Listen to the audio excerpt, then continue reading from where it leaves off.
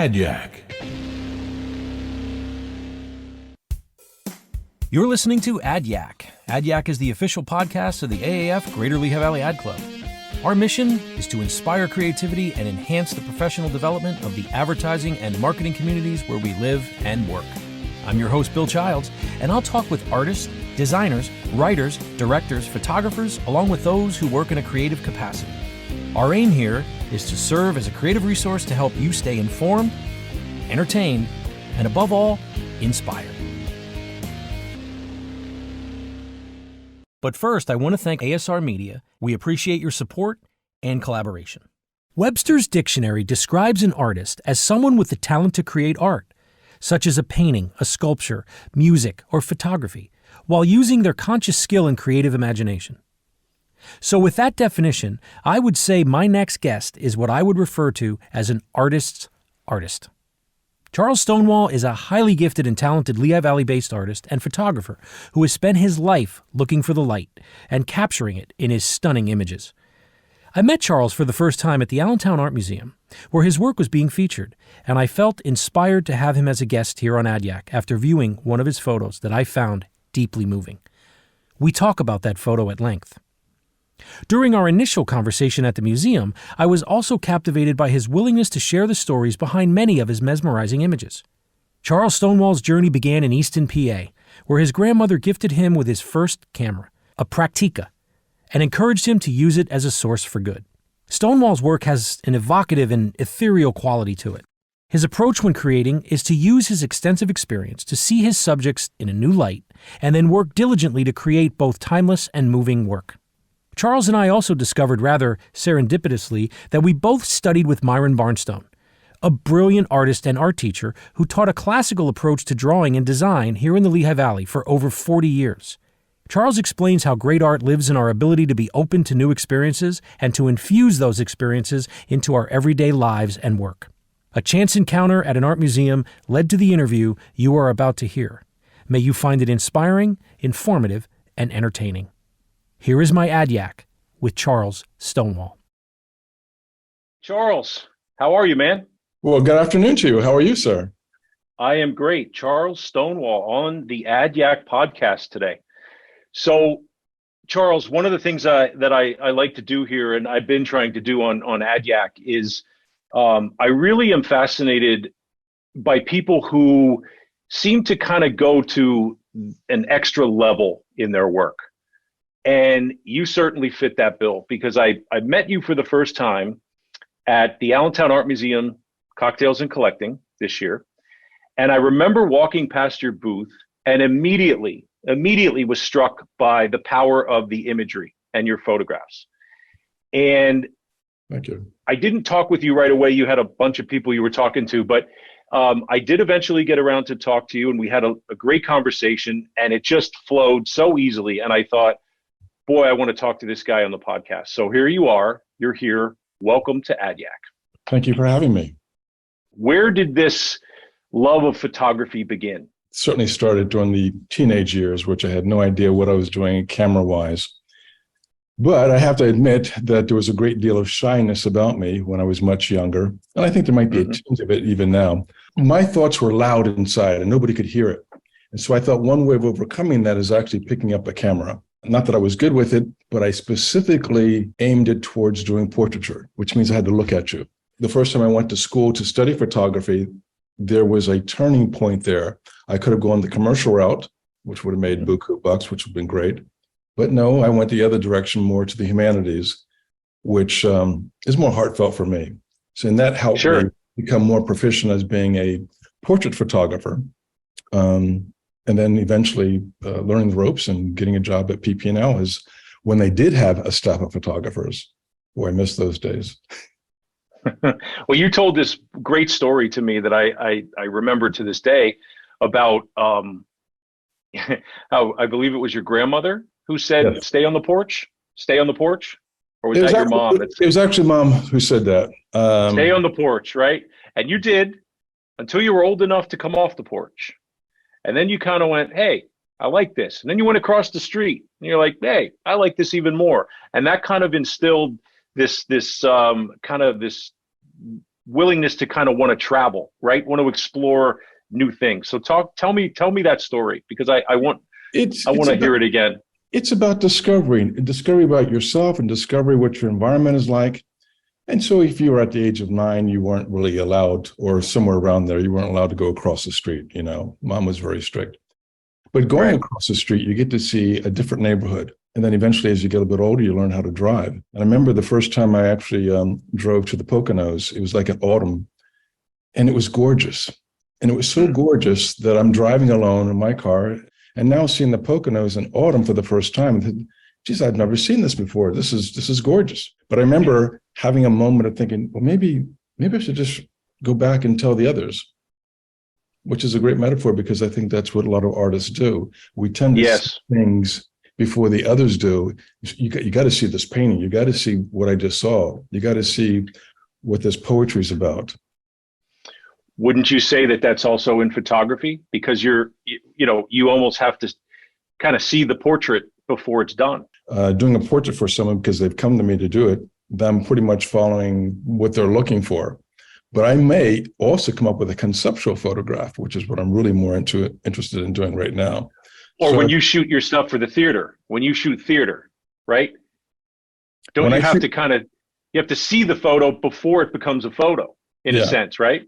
Part of that process is actually just sitting there without a camera, sitting in doing rehearsals, sitting in doing the previews, and waiting for that moment for when there's a lift in the dance, for instance. It's like studying it before I even bring the camera out. So it's just observing what's actually going on. So a lot of thought goes into before you decide you're going to do whatever subject you're going to take, right? A lot of introspection, a lot of thought goes into that. To a certain point. I mean, it varies. I don't want to overthink something.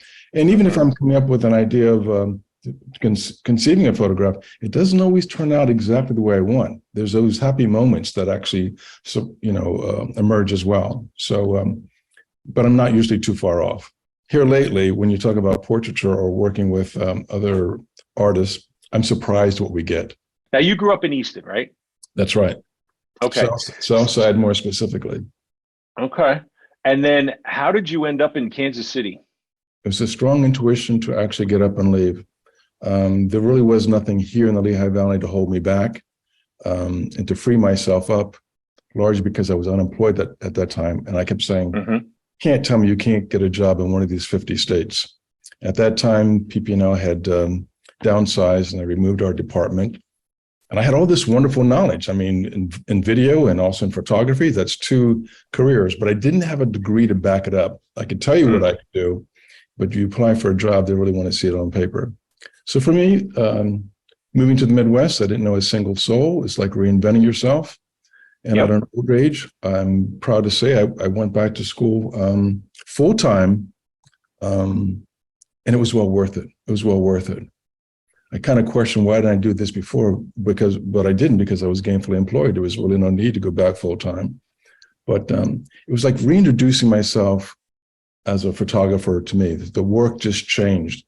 All the work I've been doing pretty much in the Lehigh Valley, it was pretty much corporate, which is good. It was a good foundation for me. Sure. Yeah. But shifting to another part of the country, a different community, I'm around different artists. Mostly performing artists, dancers.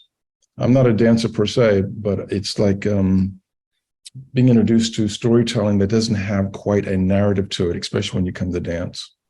Dance to me is almost like poetry. You sit there in the audience and you're watching it and you're trying to figure out what's really going on. And all you can really go by is the music, the body language, the lighting for sure. These elements begin to tell a story. So it's almost like an open narrative. But for some of us, it can really touch us and make you want to sit up straight and say, whoa. Great art does that. Right? It does. Now, what was that like from going from, Easton to the Midwest and Kansas City? Culture shock a little bit? I mean, was it an easy transition? Were you kind of like, what did I do? Or was it kind of like, hey, you know what? I kind of like this mentality out here. I could live out here. I could work with it, what I have to do. I was excited about it. There was a little bit of, more than a little bit, there was quite a bit of disappointment as well. So to answer your question, it was pretty much bittersweet. But over and all, in hindsight, looking back, I think the biggest takeaway from moving to the Midwest, which is about almost 16 years being there and being introduced to a completely different culture than you have in the Lehigh Valley, was inspiration. People showed up. If you wanted to have a project, they showed up to help you, fulfill the project you wanted to pursue, for that matter. But I think the biggest takeaway is actually getting an education. Especially at an older age, I take it more serious. Being introduced to different cultures within the college setting. It was a tremendous amount of growth just by going back to school at an older age. Well, I ask a lot of artists this when I talk to them. Did you feel like this career, you chose your career, or your career kind of chose you? I think it's a combination of both, to be honest with you. I cannot imagine not ever taking pictures. I cannot imagine a world without art. I'm very much attracted to that, whether it be through cinema, for that matter, through theater, or just a healthy conversation through poetry. Yeah. I like the idea of inspiring people. I don't like making dark pictures per se, but actually pictures that actually inspire you. Oftentimes when you're going to see a photograph or a painting, you don't know fully what it's about because you're looking for clues. The artist isn't going to be there most of the time. So you're looking for clues within this painting or this image. What's this all about? And so if you have another person here you're talking with, maybe it's 2 or 3 people, you're all trying to decipher what you're looking at. And I think if the artist has done his job well enough, you begin to pick up the clues and you have this dialogue and you begin to decipher what you see in this painting or this image.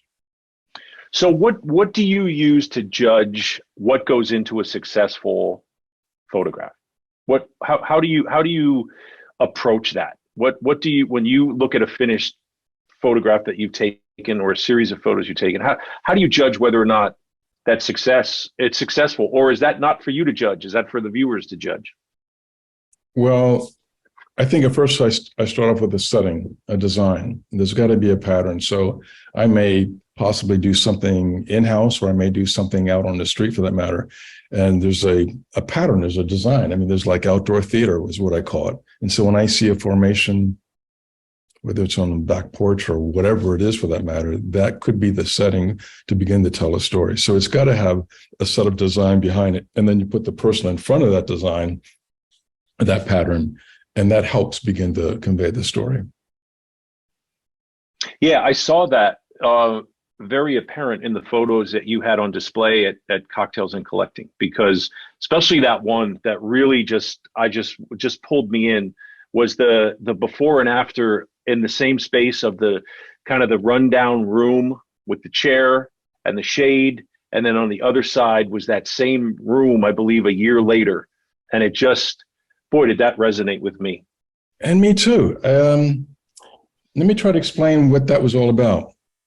Please. The first one, the portion that was actually in the blue image was at a place in Easton on the corner of 6th and Northampton Street.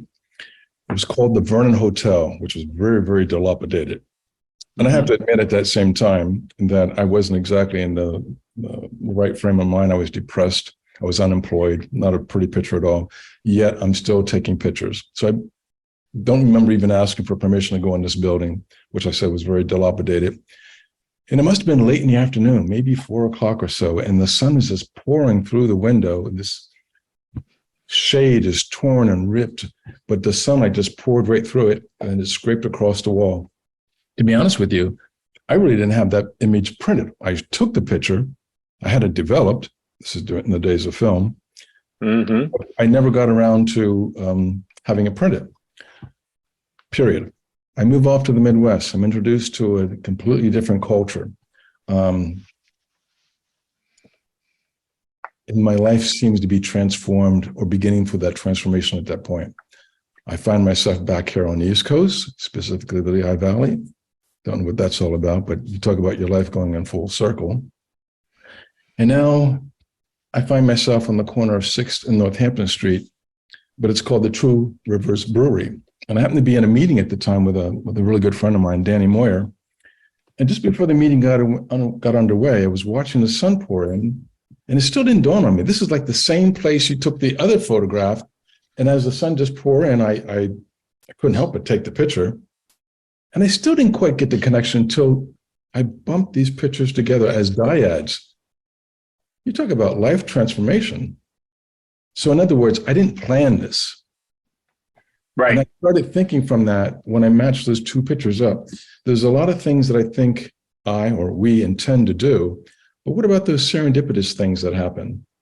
And I started thinking, well, how often does this happen? Is there other patterns with the pictures I've taken that I haven't quite noticed how they actually connect? It goes back to who are you? Who are we as spiritual beings, for that matter? And what is it, that ethereal thing you can't quite touch, that makes these things come together, which I'm happy about, but how does that work? That's the experience I had looking at that photo. I saw myself in that photo.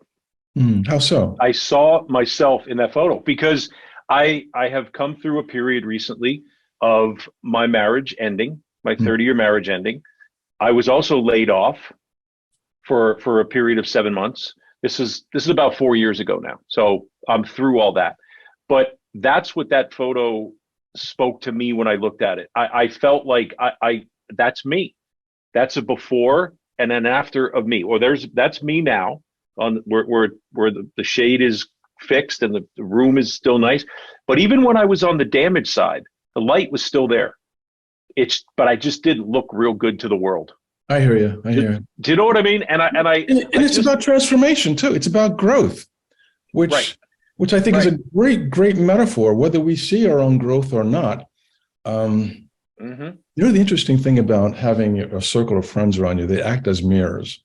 They tell you things that they pick up, not that they know everything, but they see things that we don't always see ourselves, even though I think we hold most of the clues about ourselves. But the combination of what your friends that you trust and what you know about yourself or a situation begins to form a more fuller picture, a more complete picture, if you will. Yeah, so, but you can't have one without the other, right? No, both exactly. Work together. And I will submit, and we could talk about this, but I will submit that that wasn't a coincidence that happened like that.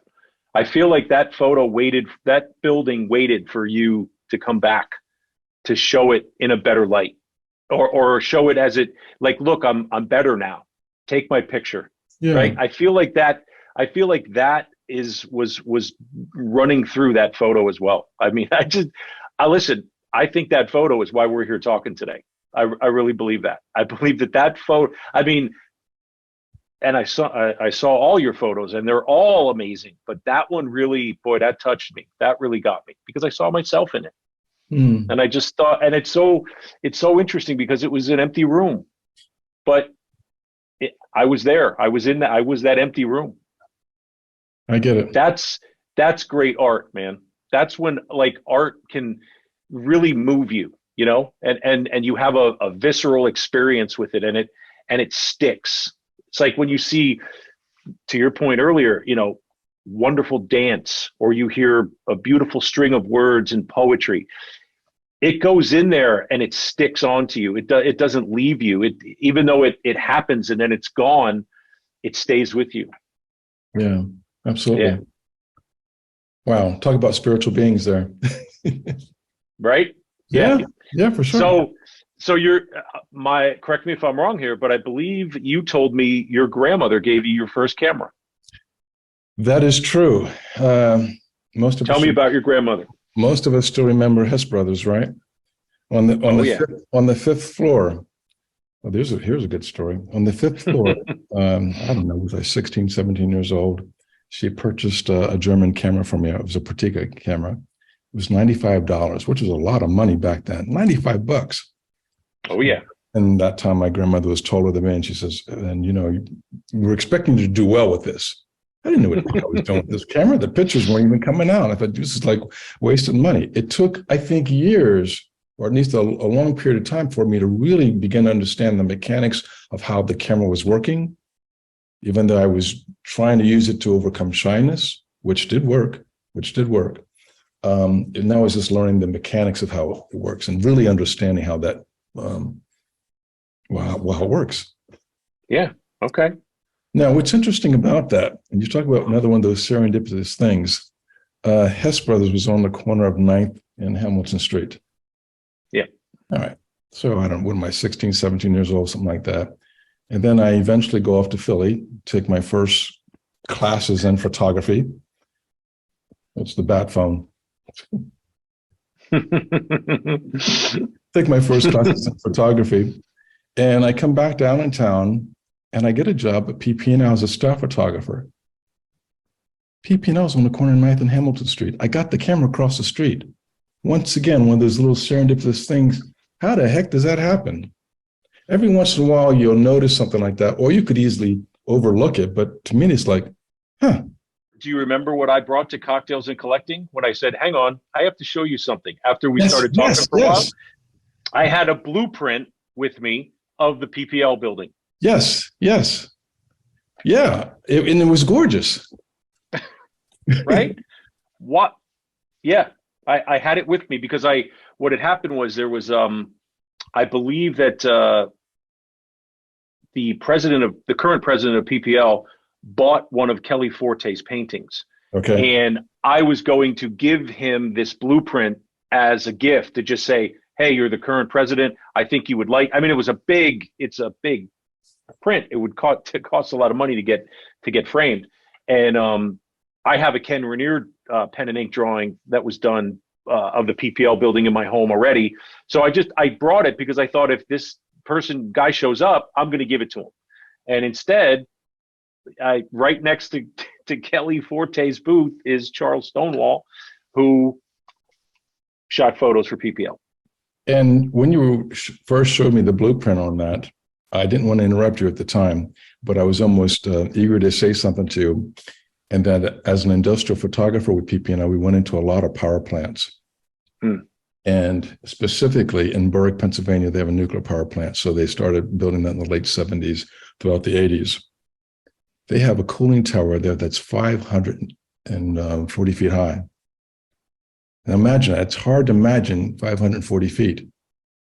But if the tower building was inside that cooling tower, you wouldn't even see it. And the PP&L building is 22 stories high.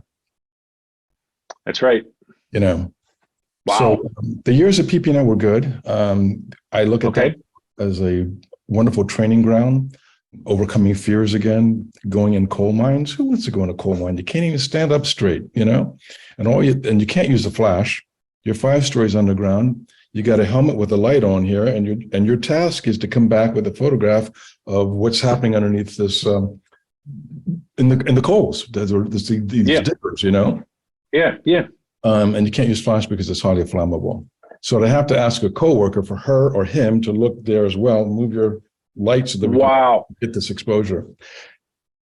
The interesting thing about it, I didn't realize it at the time, it was training me for theater, shooting under low lighting conditions. Once again, I'm not making this stuff up.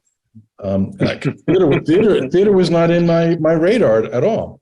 But I got to be so good at photographing underneath low lighting conditions. By the time the opportunity came for being involved in theater, it was a piece of cake because it's criminal to use a flash during a performance. Someone spent a great deal of time lighting that stage for that performance, and somebody's going to come along with a flash? No. What were the photos that you were shooting for PPL? What were they being used for? Like corporate reports, annual reports, things like that? There was a whole myriad of things that were documenting not just construction sites.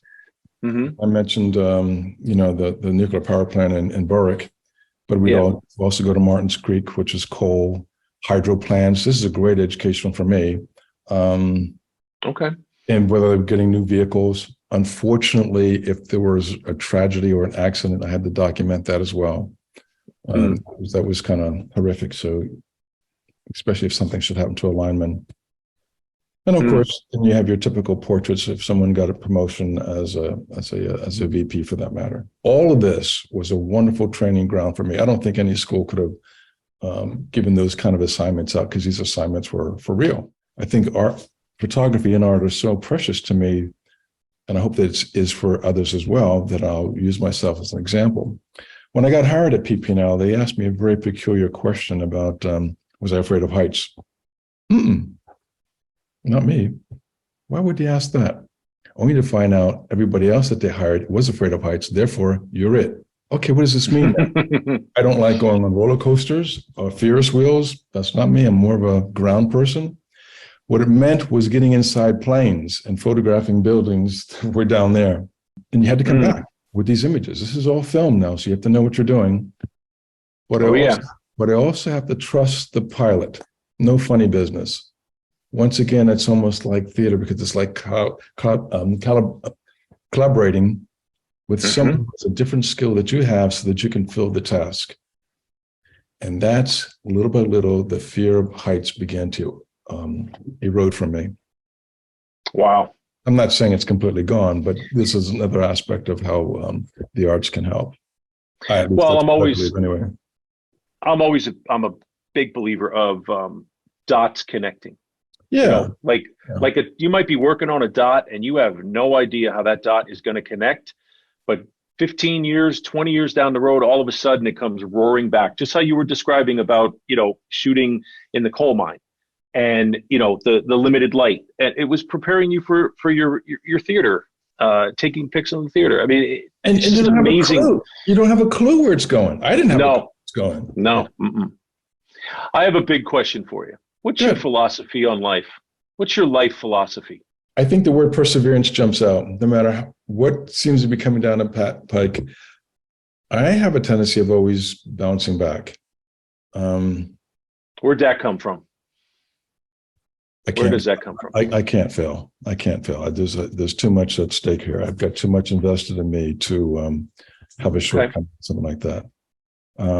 Life is a puzzle, as we know. It's very complicated. It's also joyful. But my tools are the arts. My tools are largely collaborating with other people who have skills different than me. And I think in the end, we really attempt to achieve something that's inspirational, uplifting, without candy coating it, whatever that subject may be. You have a lot of photos that do that as well, that don't candy coat, that are, so let's talk about some of that work. In fact, you just some of your photos were just printed in a book, in a book, right? Can you talk about that a little bit? And I just got a chance to see a proof of that book just the other night, and I'm very happy with that. I think it's now accessible for anyone to purchase through Amazon. It is called Shifting Times: African American Artists from 2020 to 2021, which is the height of COVID, and COVID's still not gone. But it wasn't just COVID, but what else was going on through 2020? You had a lot of police brutality going on, and that is enough to fuel any of us who are creative enough to begin to draw or write or paint about it. So I'm going to include it with 70 other artists. So I feel very happy about that. One more thing about that. I don't know why this keeps going on about these connecting the dots. But, I was lucky enough to have these photographs submitted, and they're gorgeously printed within the book. But what amazes me is that one of the photographs is actually on page 187. What the heck? No, 187 means homicide.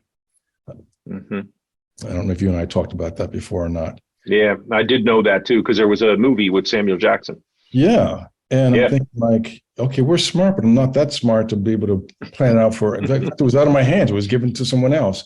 But one of the pictures actually implies about homicide, even though it's a very peaceful picture.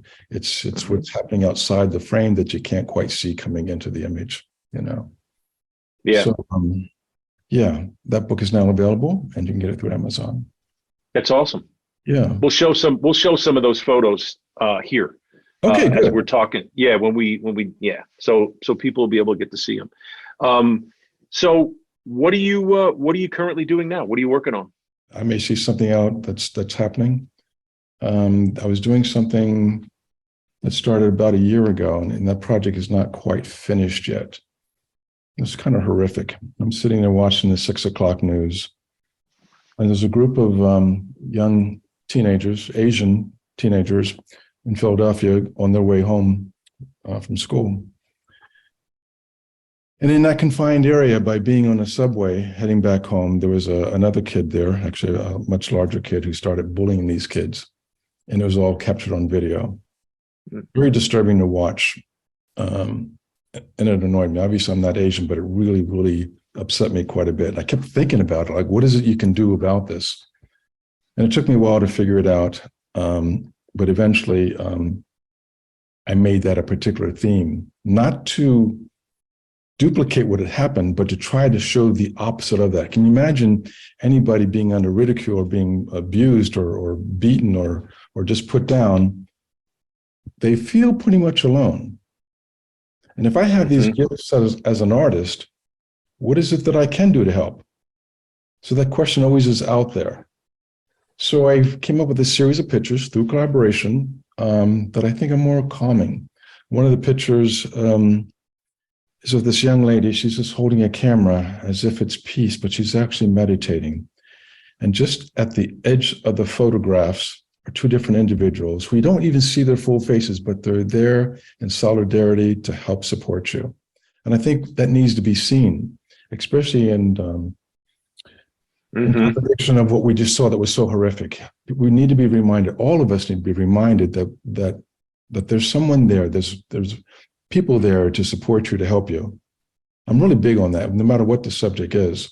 But I think the idea of solace and solidarity are huge, is what I'm beginning to find in my core DNA. Yeah. And the subjects just keep changing, whether it be dealing with what I just described with, or sometimes gun violence.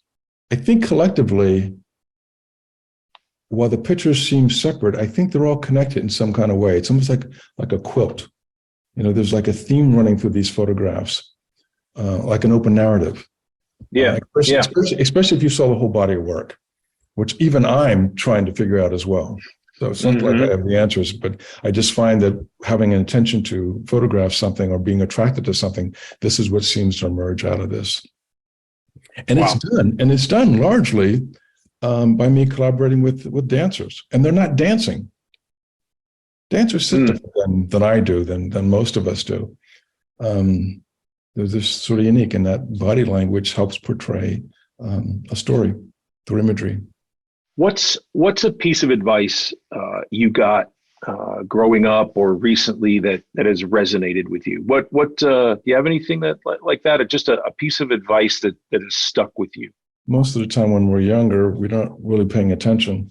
There are people that come into our lives and they act as a signpost. All we have to do is pay attention, because they're really they see something in us that we haven't quite seen yet.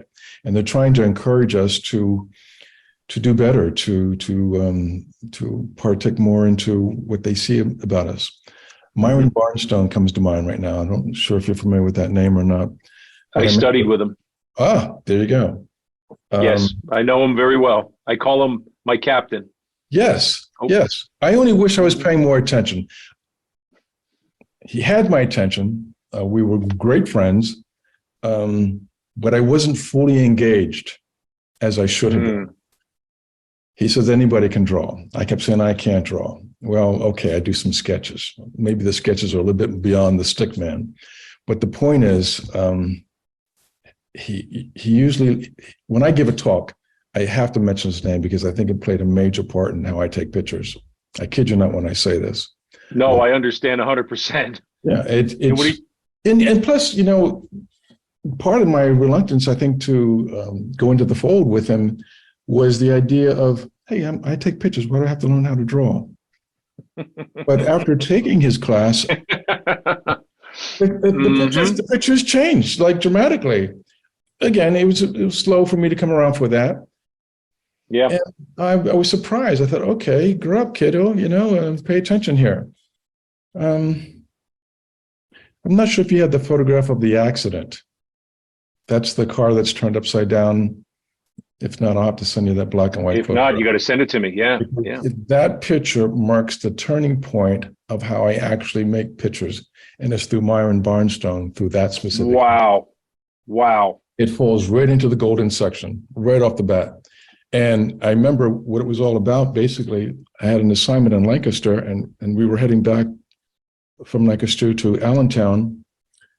And, you know, when you see an accident, you usually see it in front of you, but I'm seeing it in a rearview mirror. I'm driving this van and I see it. that car really rolling over in the field there? Because you don't Wow. see it directly. Hmm. So I took the camera, got 36 exposures. My coworker, who was a writer, went back with the first aid kit. We ran back to them. And there are 4 people in this photograph. There are 2 men and 2 women.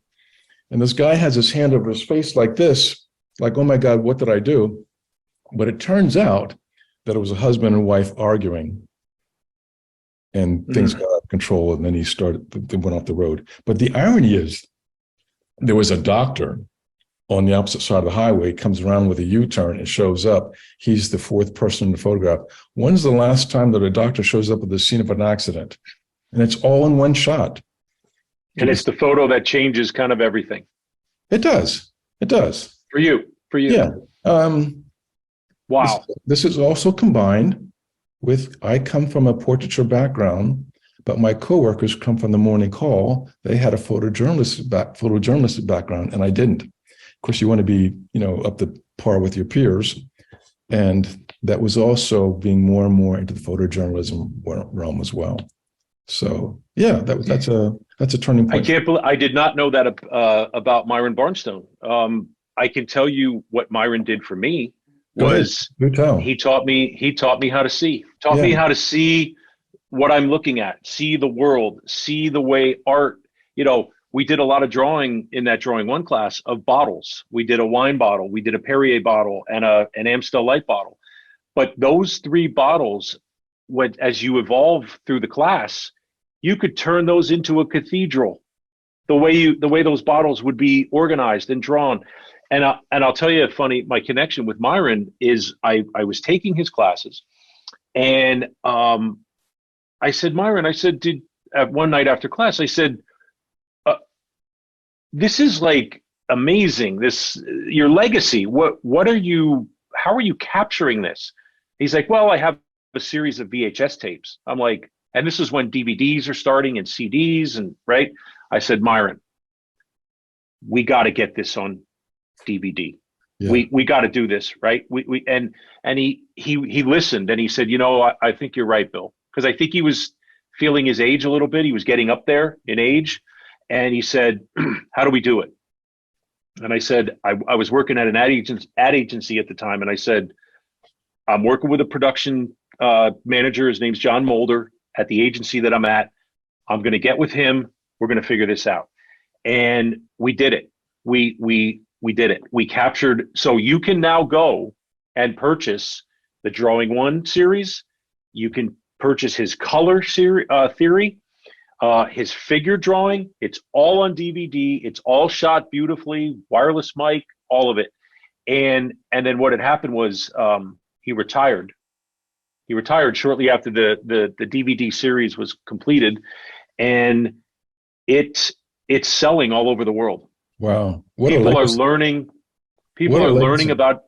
Yeah, he was the closest thing I came to meeting a Renaissance man. Yeah, He was just I miss him so much. I really do. I got to know his daughter, Kat. She's kind of working with his foundation now. She created a foundation. His art, which was created up for 30 years that no one had seen, his artwork is out of this world. But that's funny that we have that connection as well.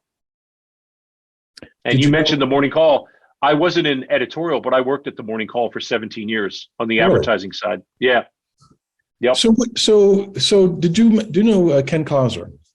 Yes. Mm-hmm. Okay. So Ken used to be my supervisor, and remember, I'm working in a corporate environment. So it's interesting when you bring another element in, we'll say Ken in this case, who comes from a photojournalistic background, specifically Morning Call. He's the new supervisor. And that means the culture and corporate communications in the department I worked in begins to shift because there's this new influence coming in right now. All right. And part of it is photojournalism. It's not just documenting things, but it's actually capturing things for that matter. Right. It took me a while to really become proficient in that. But with that, again, the pictures just changed dramatically. And he also mentioned that Myron had taught many of the photographers the drawing classes. So that influence came in. Ken tells me about Myron. That was the introduction, by the way. And I think I met Myron when he was actually on Hamilton Street. And then I think eventually. Oh, okay. Yeah. I met him there when I was in high school. I was taken there by my teacher to meet him when I was 17. And he was a little intimidating. He scared me, not going to lie. He was very intimidating. I Yeah. did not study with him until 17 years later when I Wow. was 35. Yep. Okay. Okay. And when he was up in Copley. Yeah. Wow. Yeah. Myron's influence runs very deep. He taught a lot of people, For a lot of sure. people. For Yeah. sure. Yeah. That is so cool. I Well, can't wait to see that photo. I want to definitely see that photo now. it's a great one. So what kind of advice would you give to photographers or people that maybe want to get into photography now? How do you feel about that? What would you tell them? I think all the arts are right next door to each other. And to me, it starts with drawing. Okay. It starts Hmm. with seeing. So if you, not that you have to be great at it, but if you could just begin to be open to drawing. Drawing Yes. leads to illustration. Illustration leads to paintings. Paintings could lead to photography and lighting. Lighting is key because you're setting a tone. There's a mood. If you go into a restaurant for the first time, within a split second, you're going to feel, what does this feel like? Because it's Hmm. how it's lit, the furniture, the ambience. Even if you're visiting somebody for the first time into their home, it's all about the lighting. It's a feeling right there. The point is, as these arts are right next to each other, especially cinema brings in all the arts. It brings in music, Hmm. acting. All the arts are right next door to each other. It's a wonder that even if there's a movie that comes out that's horrible, not that you want to see a horrible picture, but can you imagine what it took just to make that movie? That's pretty complex. And if it's a great movie, damn, wow, Hmm. you know, Sure. not an easy task. So I love lighting. I love lighting in films. I mean, it's yeah, yeah, so hard to do well. the point I'm trying to say to you is I think you should start from the beginning and try to at least begin to understand what drawing's about. And you can stop off at any point. Even if you get to the point of photography, maybe you're good with lighting and maybe you're not so good at composition. It's amazing that not all of us have all the skills to really execute a photograph for that matter, or a movie Hmm. or do music for that matter. Maybe there's a portion of it that we can do. Maybe we're just a good sound designer, you know. Myron used to say, "You're not so much here to learn as you are to unlearn." Mm, You have to unlearn all these bad habits. And he would right. always, what you just said, you need to stay with it. You need to give yourself a little bit of leeway when it comes to some of these drawings, because my first drawings, like of the gesture drawings, which I love to do now, I love gesture drawings. They were horrific the first night of the first class. 9 weeks later, I could have sold them. Like that's how elegant they in 9 weeks of what he did with me.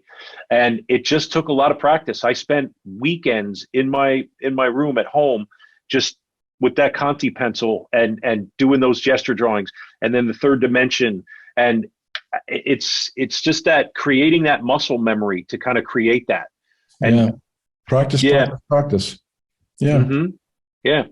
for But I sure. mean, the photography field now is right. It's a lot different than it was when you started. It is, but I mean, you can pick up your phone now and take some pictures, but that doesn't mean you know how it works. That's right. That's what I was. Yeah.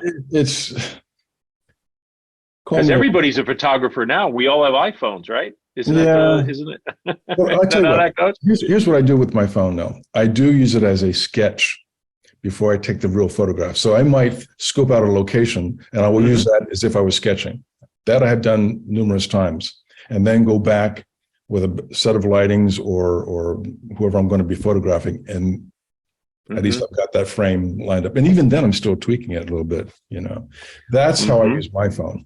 Now, everybody else can do whatever they want to do, but I don't think obviously they do not understand how this is actually working for that matter. How much do you manipulate a photo in post? Or are you kind of like a purist? Are you like what's on that in that frame? That's it. I'll remove a pimple, but I'm not going to remove a car. Put it that way. So, Okay. I hadn't really thought of it that way before about how the arts are all right next to each other. They're all related. It's I never really heard it explained that way. I kind of like that. And there's a jumping point, and then you step along the way, for that matter. So yeah.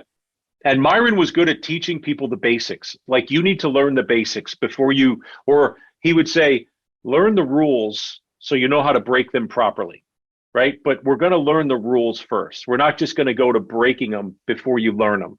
So exactly. To your point about, yeah, we can take a photo and, but like, you really have to know how that photo is being created. And most people taking them on an iPhone really don't. They just know they pushed a button, they put it on Instagram, and everybody, add a filter to it, and you're good to go. How sad is that? But it's really so much more. I know it is sad. We're taking more photos now than ever, probably in the history of forever. And they're all living on the phones. No one's even really printing them or doing anything with them. Yeah. Yeah. I've got numerous prints for sure, which I'm very proud of course. Mm-hmm. Mm-hmm. And it's interesting when I do show them, in some cases it's like, geez, you really have a print? Well, yeah, that's how I was taught. Call me old school if you want, but yeah, I like the feel of it. I like the look of it, the depth of it. These are inkjet prints for the most part right now. Or right. In some cases, I'm actually shooting on film and then scanning the negative at a high res to get that decent print. Yeah, yeah. Where would people go if they wanted to look at some of your work beyond the work that we're going to show here on the podcast? Where would someone go see your work? Charles F. Stonewall Photographer. There are numerous images out on Instagram right now, for that matter. The website is actually in progress. Okay. So stand by. But in the meantime, you can get a little sneak peek from there. So what's your Instagram handle? What is it? It is Charles F. Stonewall Photographer. I asked you that question way back. I said, tell me about your grandmother. And then we kind of went off on another thing. So tell me about her. I mean, she gave you your first camera. Oh, this is the matriarch of the family. Okay. God bless her. She's, I wish she was still with us, of course, Mm-hmm. But, so she was a caterer. She was an activist. She wasn't able to own her home because of redlining, but she also had some connections with some professors that allowed her to have the home that she did have, which was on Monocacy Street. In that era of not being allowed to go to swimming pools because you're Black, she would, create marches for something like that. Mm-hmm. There's a whole horrific past with that, but this woman was a very, very strong woman. As I said, she was the matriarch. She believed in me. She believed in the family members, and made that investment in me by purchasing that camera at Hess's. The interesting thing is, if you were to ask, when did the photographs really begin to mature? I think they were coming in different angles, so to speak, but they actually became a bona fide photograph, ironically, through her.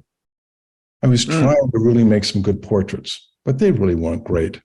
But ironically, when it did happen, the bona fide portrait actually happened to be of her. So I started doing a series of portraits of her because, well, she was my muse.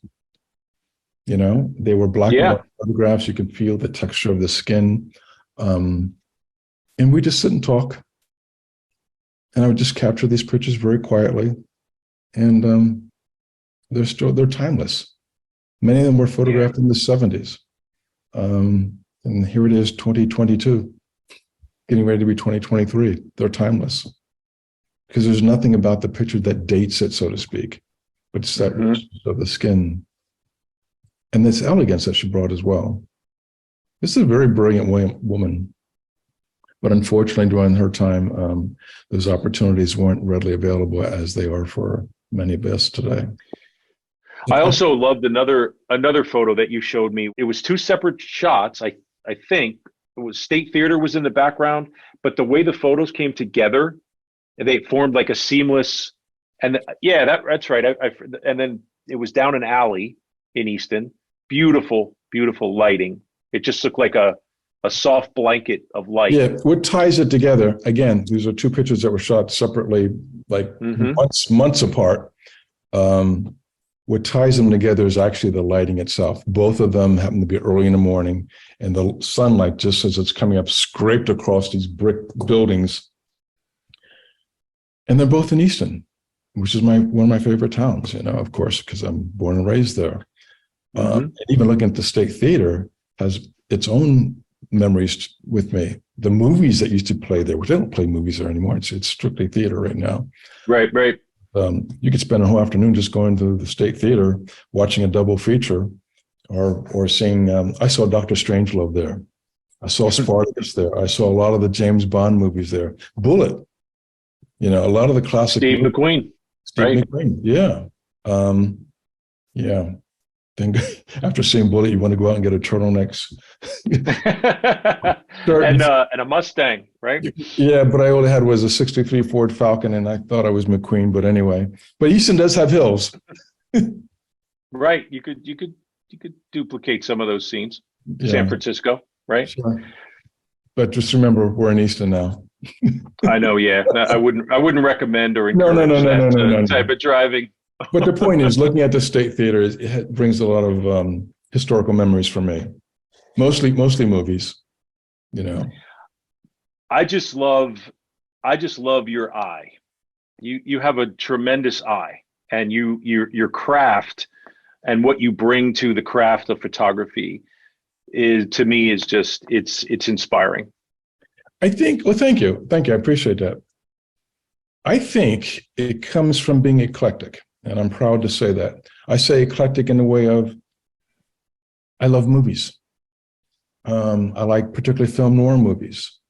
My habits have changed over the years. I don't go to the movies as often as I used to, but that's the root of it, looking at the lighting and the storytelling for that matter. There was a time when a lot of independent films didn't really show up here. You'd read about it in the New York Times and get excited about the article. So I know that film's not going to come here, so I'll just go to New York to see it.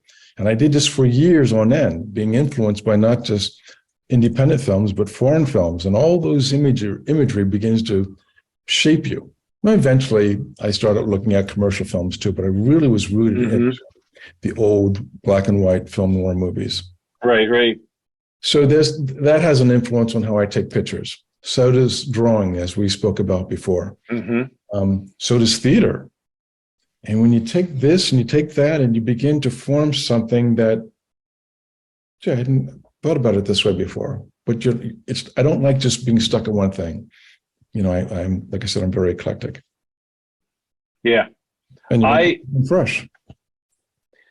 I just, for me is, growing up and knowing that art was going to be in my life in some form. I didn't know, how it would all play out. But I love how artists look at the world and see the world differently, and you certainly do that in a very big way with your photographs. Still, as I said, still think about that photo of that room. I'm going to have to like buy a print of that or something from you, because I need that in my house, because it just resonated so much with me. I just saw myself in those two rooms, and it was just like, yeah. And I can't explain it any more than that, other than it was just magic. It was magical. God bless you. Yeah. Let me just say this as well. I can't call myself a sound designer, but part of observing situations, there was a period of time, and even so now, that I gravitate towards a lot of social nonprofit organizations, because I see them as the pillar of our community. Okay. And the interesting thing about these nonprofits, they don't have any money, even though I come from the corporate world, so to speak.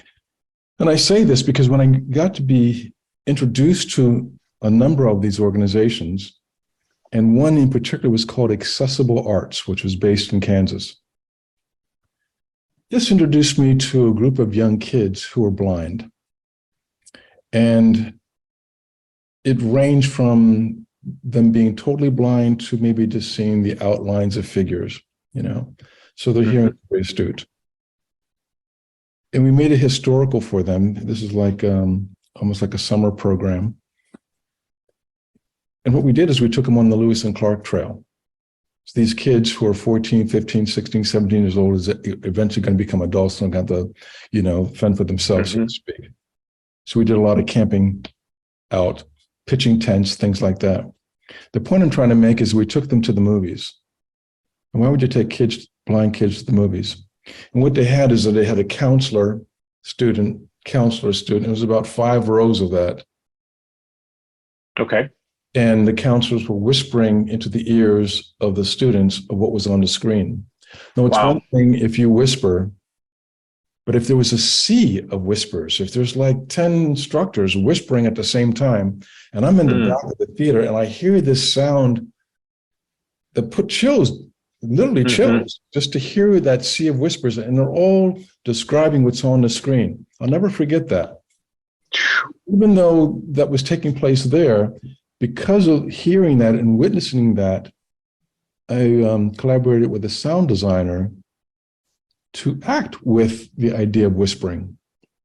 So if I'm talking in this tone of voice right now, maybe the artist begins to repeat the same thing again, but does it in a whisper. And like what happens is the audio comes in and out, it dips in and out. And I tell you, it is so effective that I had a show at Penn State, Lehigh Valley campus a number of years ago before COVID. And I was able to have the sound along with the photographs. That's so cool. It was beyond cool. It just changes things. Photographs can only do but so much. They can bring emotion about. And now when you start hearing something, especially if it's a poem, with layers like that, it really does pull at you. It creates another layer to the imagery that you're looking at. And as I said, the idea actually came by literally witnessing this in front of these young children. So one idea can lead to another. It does. It's just a matter of as long as you are open to it, right? Absolutely. You got to be open to it. If like I said earlier, it's funny that I used Myron's thing that he did for me was he taught me to see. And you just used that example of the kids in the theater. Like, to me, it was like my eyes were opened after working and studying with him.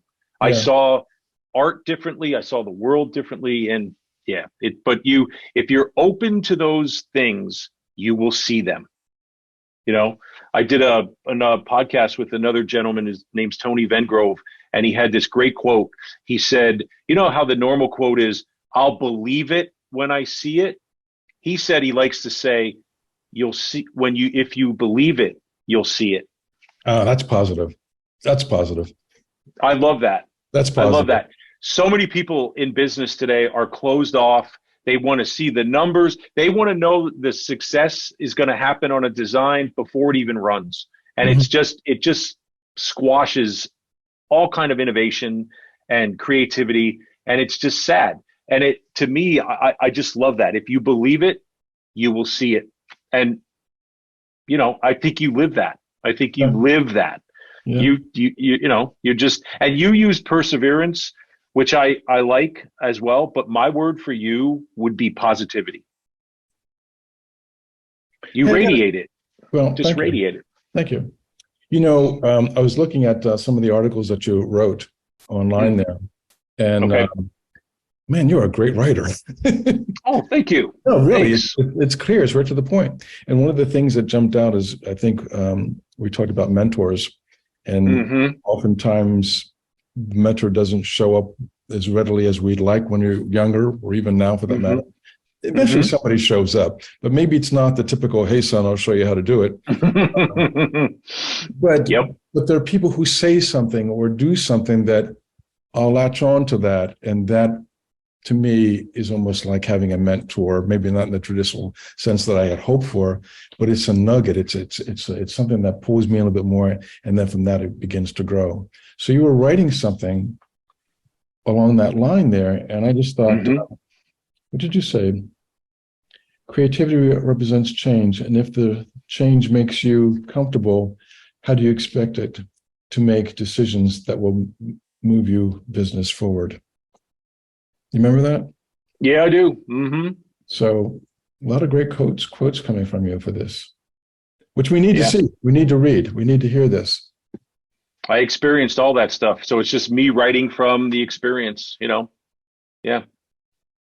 But Charles, I got to tell you, man, this has been a blast. This hour went by really quick. And Is I it knew over it already? would. Wow. It's over already. Yeah. We're over an hour. So, we're friends now. So I hope you know that you have a new friend. God bless you. Thank you. I want to thank you for doing this.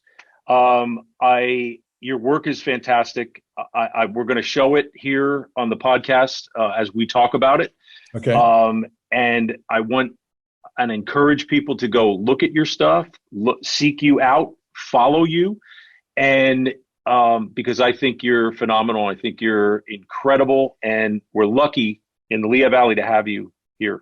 God bless you. That means a lot. It really does. I mean, you're the real deal, my friend. You're the real deal, and your work is it's magic. It's magical. Okay. That's heartwarming. Thank you. All right, Ad Yackers. Hope you enjoyed it, because we have many more great conversations planned and guests lined up ready to yak it up. Ad Yack is sponsored and produced by ASR Media. Theme song was written and performed by Dan Ross. Location recording was at JT Norman's Design Studio. Ad Yack is the official podcast of the AAF Greater Lehigh Valley Ad Club. Stay hungry, stay humble. Till next time. This episode of Ad Yack is rated O for, oh man, that was good.